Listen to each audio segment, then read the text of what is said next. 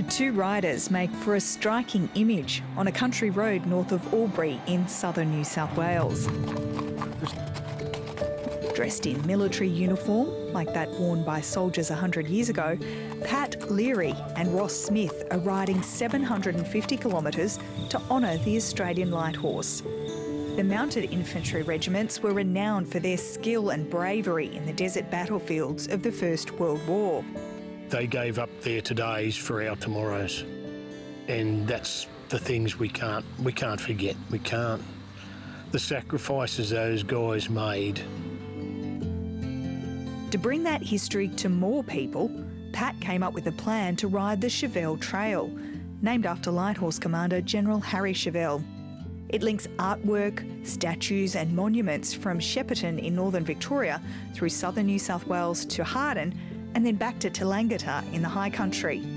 On the 4th of March was the 80th anniversary of Chevelle's death, and the 16th of April is the 160th of his birth. I sort of mentally put a little thing together, and then I sat down and by the way, I was never game to tell my wife for a couple of weeks. But I put it down into a thing, and I thought, now if I can average this out over so many Ks a day, we can ride this. It's 6 weeks away from the family and farm, camping on roadsides. Mates have joined as support crew, tending the horses and even mending the trousers. It's really strange to say you're going to do something like this and then just have all these people tag along and follow you. And they're not following me, they're following the uniform, they're following the men of 100 years ago. Following the emu plume? Yes, they're following the plume. Yeah, that's a good way of putting it. Yeah, the pride of what is the light horse. Steady, mate. Good boy. Good boy. Good boy. The journey takes a special kind of horse. Even there, when you notice I was putting the bridle on, I put the bridle up to his head and he's ready to put his head in the bridle. He knows it's work time. Yeah. Yeah. And he's good with the kids? Fantastic with the kids. He sees the kids come up and he'll put his head down because he knows what's coming next. He's going to get a pat. And a lot of the kids have given him carrots and that sort of thing too. So of course he thinks that's pretty special. Long days in the saddle don't daunt Pat. He's an endurance rider who's competed in the prestigious 160-kilometre Tom Quilty Cup. And so this ride, it's 750 kilometres, it's 6 weeks, 33 towns. That must take an entirely different type of endurance. To do this ride, your horse needs to be more used to just handling your weight for longer periods of time. You've got to well and truly pace yourself, try and work out a distance between each town, and keep your horse mentally sound, keep your horse physically sound, but also keep ticking over the miles. And how are you holding up this far into it? Oh, yeah. I've got some rub marks. The common question is, people ask if you got any, how's your bum? Well, yeah, it's been better. It's been better. Yeah, we've got a few band-aids placed all over my backs and my legs and so on, but anyway, they'll get better.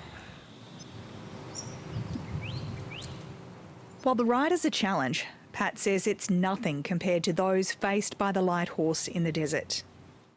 And they had lots of malaria and all that sort of thing, but they had just weeks and weeks of 50 degrees, and the only thing they had was a little bit of a cave or a bit of a tarpaulin they could pull over themselves. So when you're riding along and you think, God, it's hot, you often think of things like that. Then you think it's not that hot. Completing the ride is not just about ticking off the kilometres. It's a chance to share the story of the light horse with the next generation. Landline joined the riders as they visited the tiny Gerodgery Public School north of Albury. Troop, left wheel, form troop line to the left, and a halt. Halt. This is not about glorifying war. This is about remembering the sacrifices that the guys made 100 years ago. Oh, you get some amazing questions from kids, you can see it in their eyes where they're interested. And it's just amazing, you know, and we go up there with a theme like, who are we? You know, the Australian light horse. And by the time you go on, you ask them generally 2 or 3 times, and by the time you're leaving, you turn around to the kids and you say to them, righto, who are we? And they all step up and say, we are the Australian light horse. And that is fantastic. Righto, so, now do you know what the feather is? Righto, go through it. Emu, yeah. Yeah. And how do they get the emu feather? From chasing it on the horse. Do you reckon you'd be able to catch an emu on your horse? Nah, that sounds like a bit of a tall story, doesn't it? The children have been studying the light horse in preparation for today. Well, it was really cool to see them because you've read about them and you've researched them and you finally get to see them. Having it come to our school as well is really important because we're in a rural area, and being in a rural school, sometimes you miss these opportunities. So we often have to travel and, you know, there's costs involved, or students maybe not being able to attend to excursions that are away from school. So actually having something to come to our small little school is really lovely. We really, really appreciated it, and it just gives them that validation that the work that they do in their classroom is right here on their front doorsteps. Thank you very much. And they won't remember me, my name, but they'll remember the day the light horse came to their little school and they talked about it, and maybe in 20 or 30 years' time, they'll decide that they want to look down the avenue of light horse. And if they do that, it means that the history, the legacy of the light horse doesn't die. There's wider interest too in towns and villages along the way. We are the Australian light horse. Entertaining the crowd with stories about the bond between wounded soldier Michael Shanahan and his horse, Bill the Bastard. So Bill knew that when he got sick, they took him over to the veterinary hospital.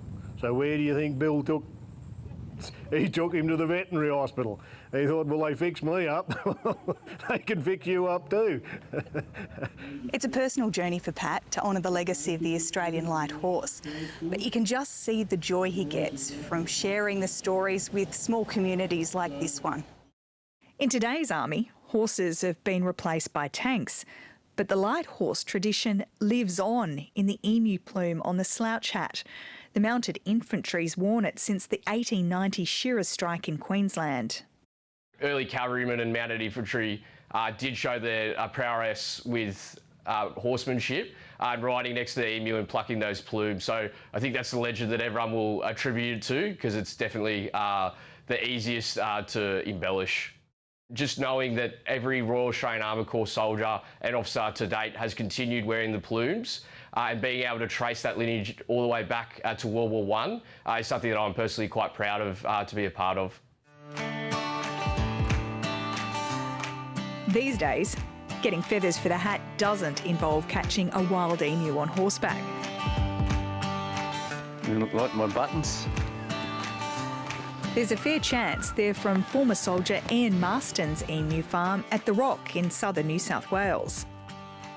His flock of 750 emus produce oil used in supplements and skincare, meat, leather, eggs, and of course, the feathers.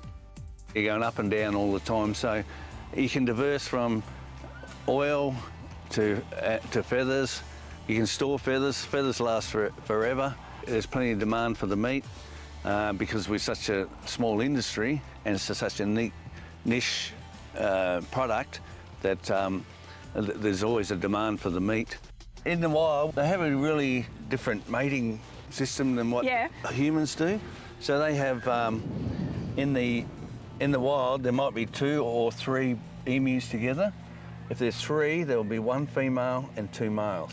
Ah. So the blokes do the hard lifting, looking after the babies. The female will mate with we call him the alpha male. He'll mate with him first, and he'll sit on the eggs, and then she'll go off with the beta male and mate with him, and he'll sit on the eggs, and then she goes off night clubbing, just like humans, isn't it? And so what does she look for in a bloke? Does she look for a good plume? Good feathers? Oh, yeah, well, you know, it's personality, I think, is the best one you could come up with, yes. The emus are genetically selected for certain traits and fed a special diet to improve the shine on their feathers and the quality of the oil and meat.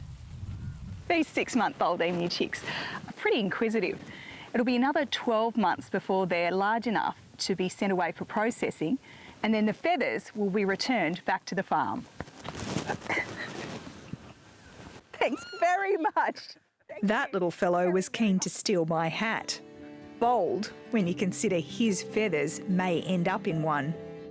Army veteran Dale Kirkman makes emu plumes for servicemen and women, veterans and reenactment groups. He and Ian have known each other since their army days, and they've been working together for 20 years since. Because emus are protected, farmed feathers are the only legal option for plumes. So I try to get feathers with nice tips on them so they can be put together to make a fuller plume. Otherwise the plume will be very spindly. So I get a number of these put together. Each peg I have is a different size. I go down to get it to put into a clamp and glue it.